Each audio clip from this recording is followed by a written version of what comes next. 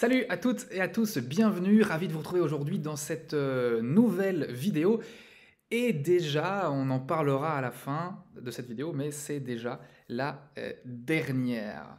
Aujourd'hui, on parlera des mots liens, c'est-à-dire les linking words en anglais. On commencera par expliquer ce que c'est, un mot lien. On parlera du challenge que ça représente, parce que c'est pas évident pour les apprenants francophones, notamment que vous êtes. Et puis on rentrera dans le vif du sujet et on apprendra à comment utiliser les trois types de mots liens principaux, c'est-à-dire les adverbes, les conjonctions de subordination et les prépositions. C'est parti. Alors c'est quoi un mot lien? Regardez ces deux informations. Martin fell down the stairs. Martin had a beer. Donc on sait que Martin est tombé dans les escaliers et on sait que Martin, il a bu une bière. Eh bien, les mots liens vont pouvoir être utilisés pour établir un lien, d'où le nom, établir un lien entre deux phrases ou deux éléments, deux informations. Par exemple, on pourrait utiliser le mot lien because pour dire que l'une des deux informations a provoqué l'autre. Because Martin had a beer, he fell down the stairs. C'est parce qu'il a bu une bière qu'il est tombé dans les escaliers. Voilà, peut-être qu'il a l'alcool compliqué ou qu'il a 2 ans, ce qui pourrait expliquer qu'une bière suffise à ce qu'il tombe dans les escaliers. Autre type de mot lien, then, qui va ici non plus indiquer une causalité, mais plutôt une sorte de chronologie. Grâce à ce mot lien, on va apprendre qu'une des deux infos, une des deux actions, s'est déroulée avant l'autre. Martin fell down the stairs, then he had a beer. Ça va, il s'est cassé la gueule dans les escaliers et puis voilà, pour s'en remettre, il s'est ouvert une petite bière. C'est ça, les mots liens. Pourquoi c'est compliqué, les mots liens? Et autant vous le dire tout de suite, les profs adorent créer des questions sur les mots liens, notamment dans des compréhensions à la lecture.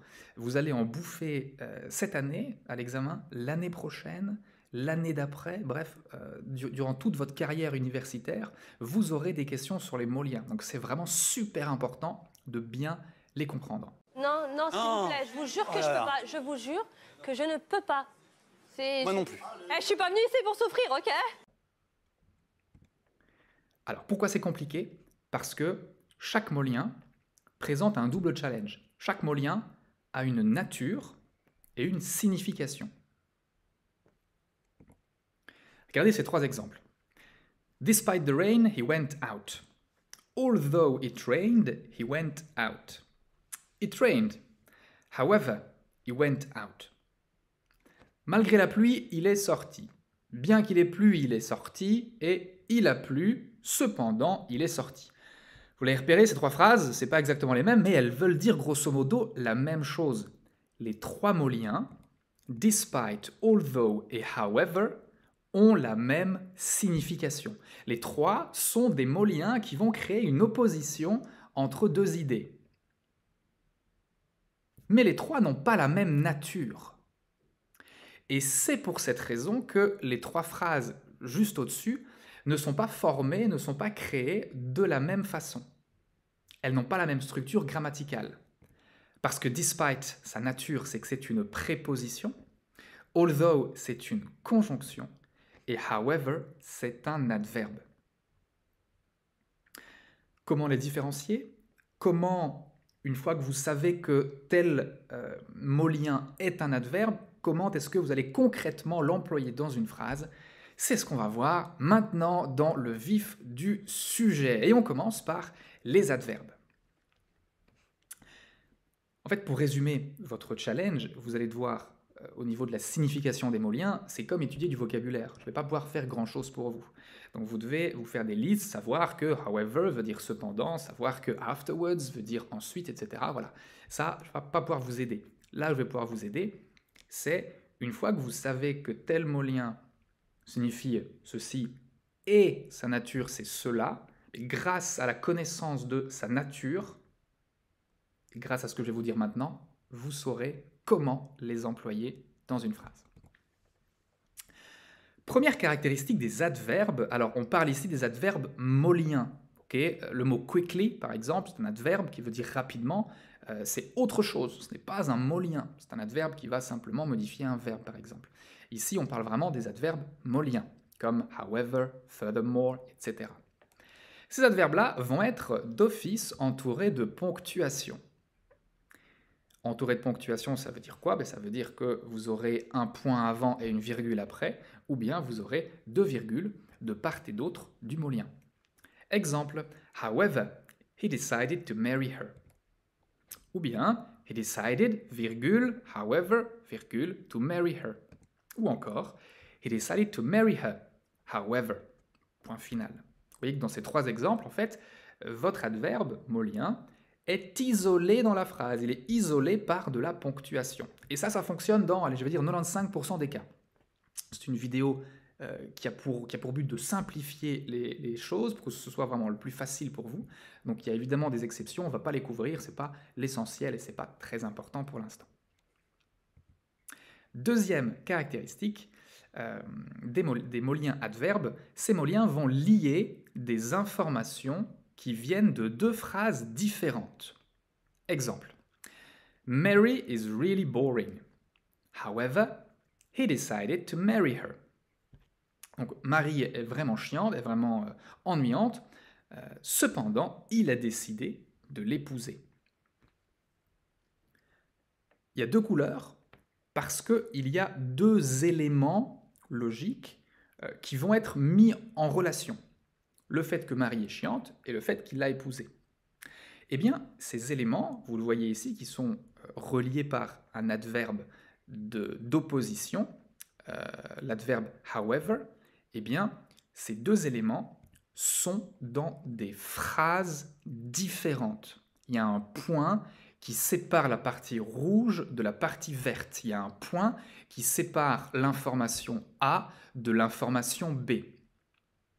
Et however va nous permettre d'établir un lien entre les deux. Cette caractéristique, le fait que les éléments doivent être dans deux phrases différentes, c'est valable que pour les adverbes. Donc c'est super important que vous le compreniez bien, puisque rien qu'avec cet élément-là, vous pourrez différencier un adverbe d'une préposition ou d'une conjonction. On continue avec les conjonctions. Les conjonctions ne vont pas être directement suivies par une virgule, les conjonctions vont être toujours suivies par une proposition. Alors attention, j'ai bien dit proposition et pas préposition. Okay ? C'est quoi une proposition? Une proposition, en fait, c'est une phrase. Okay? Mais la plupart du temps, on utilise proposition pour parler d'une phrase dans une phrase. Exemple. Although he was drunk, he managed to dance like a party animal. He was drunk, c'est-à-dire la partie qui va suivre directement votre conjonction although, est une proposition. Comment les reconnaître? Regardons he was drunk. He was drunk, c'est quoi? C'est un groupe de mots dans lequel il y a un sujet et un verbe conjugué qui va être conjugué par ce sujet. He was. Okay? Peu importe ce qui vient après. Okay? C'est un groupe de mots dans lequel il y a un sujet et un verbe conjugué par ce sujet. Et vous voyez dans l'exemple du dessus, juste après la virgule, vous avez une autre proposition. Donc quand je vous disais qu'une proposition, c'était une sorte de phrase, mais un bout de phrase, une phrase dans une phrase, c'est la plupart du temps, vous avez plusieurs propositions dans une même phrase. Mais ces propositions pourraient être des phrases toutes seules. He was drunk, c'est une phrase. He managed to dance like a party animal, c'est une phrase. Mais on peut les relier, on peut les mettre ensemble, ces deux propositions, grâce au mot lien, notamment le mot lien although, qui veut dire bien que.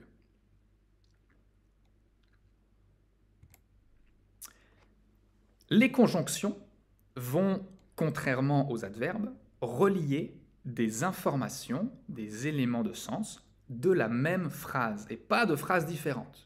Par exemple, Before he was drunk, he told me everything about last night.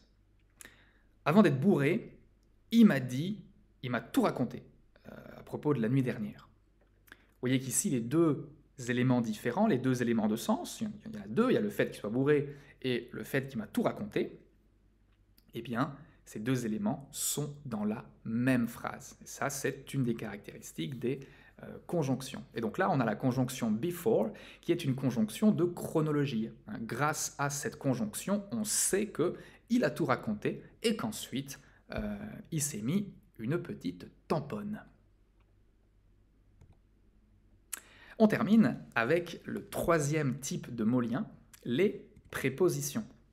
Les prépositions, contrairement aux conjonctions dont on vient de parler, ne sont pas suivies par une proposition, mais par un groupe nominal. C'est pareil en français d'ailleurs, hein, si vous vous souvenez de vos cours d'analyse d'il y a 8 ans, plus ou moins, enfin bref, ça remonte. C'est pareil. Exemple. Despite the cost of the chair, he decided to buy it. Malgré le coût de la chaise, il a décidé de l'acheter. Elle était sans doute particulièrement jolie. Vous voyez qu'après le despite, les mots en gras sont un groupe nominal. The cost of the chair. C'est quoi un groupe nominal? C'est un groupe de mots dans lequel il n'y a pas de sujet et de verbe conjugué. Ça va? Il n'y a pas de verbe conjugué et il n'y a pas de sujet dans un groupe nominal. Et le mot principal du groupe est un nom. Voilà. Deuxième exemple, plus compliqué. Despite being injured, she managed to survive alone for 48 hours. Malgré le fait d'être blessée, elle a réussi à survivre seule pendant 48 heures. Malgré le fait d'être blessée. Alors, c'est là que ça se complique. Pourquoi? Parce que quand vous voyez ces deux mots en gras, being injured, ils sont en gras, ça veut dire que c'est un groupe nominal. Pourtant, on peut se tromper. Pourquoi? Parce que ce groupe nominal est en fait composé de plusieurs mots qui ressemblent très fort à des verbes. Okay? Being, injured. Okay? Being, c'est le verbe be à la forme ing. Injured, c'est le participe passé du verbe to injure. D'accord. Mais il n'y a pas de sujet et aucune de ces deux formes verbales n'est conjuguée. De toute façon, s'il n'y a pas de sujet, ça ne peut pas être conjugué. Okay? C'est ce qu'on appelle, en anglais, et dans d'autres langues, la nominalisation du verbe. Le verbe est transformé en nom. En anglais, c'est toujours la même chose, on ajoute ing au verbe. Donc, attention, quand vous voyez un verbe avec la forme ing en anglais, vous devez vous poser la question suivante, quand on parle de mots liens notamment, est-ce que ce verbe fait partie d'un groupe verbal qui contient un verbe conjugué avec un sujet juste avant, ou pas? Si c'est ou pas, c'est qu'on est face à un groupe nominal. Je vous montre un exemple pour bien que vous compreniez ceci. She is playing alone. On a le mot playing. Okay? On a un verbe à l'ing. Ici, ce verbe à l'ing fait partie d'une structure verbale qui est conjuguée avec un sujet. Le sujet, c'est she, et la forme verbale conjuguée est en gras, c'est le is. Dans ce cas-là, on n'est pas face à un groupe nominal, on est face à une proposition, c'est une phrase. She is playing alone. Okay? Et donc, vous ne pourrez pas mettre de préposition avant cette phrase. Vous ne pourrez pas dire « Despite she is playing alone ». Ce n'est pas possible. Parce que « she is playing alone » n'est pas un groupe nominal et qu'une préposition doit toujours être suivie par un groupe nominal. Par contre, « playing alone », ça, c'est un groupe nominal. Pourquoi? Parce que vous avez un verbe sous forme ing, ce qui peut signifier qu'on est face à une nominalisation du verbe. C'est pas évident, essayez de le dire 3 fois super vite, vous verrez. Et surtout, il n'y a pas de sujet et ni de verbe conjugué dans ce groupe de mots. Une autre façon pour vous de repérer que c'est un groupe nominal. Un groupe nominal, ça peut être le sujet d'une phrase. Et donc, votre groupe nominal peut conjuguer un autre verbe. Par exemple, on pourrait terminer cette phrase en disant « Playing alone is usually boring ». Jouer seul est habituellement chiant. Alors qu'une proposition, la proposition au-dessus, she is playing alone, cette proposition ne peut pas être le début d'une phrase, en tout cas ne peut pas être le sujet d'une phrase et ne peut pas conjuguer un autre verbe.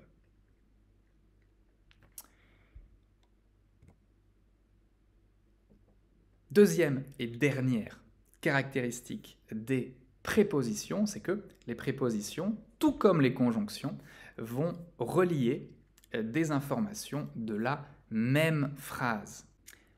Par exemple, she told John everything after her accident. Donc, vous voyez que les deux infos qu'on a, le fait qu'elle ait tout dit à John et le fait qu'elle ait eu un accident, en rouge et en vert, les deux qui sont mises en relation avec le mot lien after, la préposition after, sont dans la même phrase. After permet ici d'indiquer une chronologie entre les deux. Vous voyez que her accident, c'est un groupe nominal, il n'y a pas de sujet et de verbe conjugué, donc c'est facile, on sait qu'on doit utiliser une préposition. Je vous ai mis un autre exemple pour clarifier encore plus la difficulté d'avoir des nominalisations de verbes. She told John everything after being injured. C'est la même chose, sauf que on a utilisé ici la nominalisation du verbe to be, et donc ça se traduira par après le fait d'être blessé. On pourra le traduire en s'éloignant un peu et dire après qu'elle se soit blessée. Mais voilà, grosso modo, c'est un groupe nominal. Il n'y a pas de sujet et il n'y a pas de verbe conjugué. C'est pour ça que dans ce cas-là, on va également utiliser after, on va également utiliser une préposition. Voilà, bon, j'ai pas la larme à l'œil, mais honnêtement, presque, c'était une belle aventure. Je ne m'attendais pas à prendre autant de plaisir à faire ces vidéos, comme quoi on peut trouver du positif, même en pleine crise sanitaire de merde. Donc voilà, ça a été un vrai plaisir pour moi. Je pense que ça s'est vu. Merci à toutes et à tous pour vos commentaires qui m'ont aidé à améliorer les vidéos au fur et à mesure, mais surtout qui m'ont motivé, parce que a priori ça vous a plu. Donc voilà, merci à tous, vos commentaires m'ont beaucoup touché.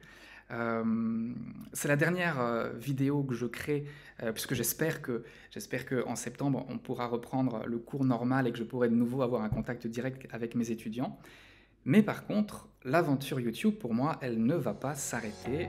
J'ai tellement kiffé ça que je vais clairement investir dans un peu de matos. Le but, c'est de créer une chaîne personnelle, probablement de grammaire aussi. J'ai une idée de rendre la grammaire le plus fun possible avec des analyses d'extraits de films et de séries télé pour apprendre la conjugaison, par exemple. Bref, vous verrez si vous avez envie de suivre mes aventures. Je pensais pas le dire un jour, mais si c'est le cas, alors abonnez-vous. Allez, à bientôt, salut.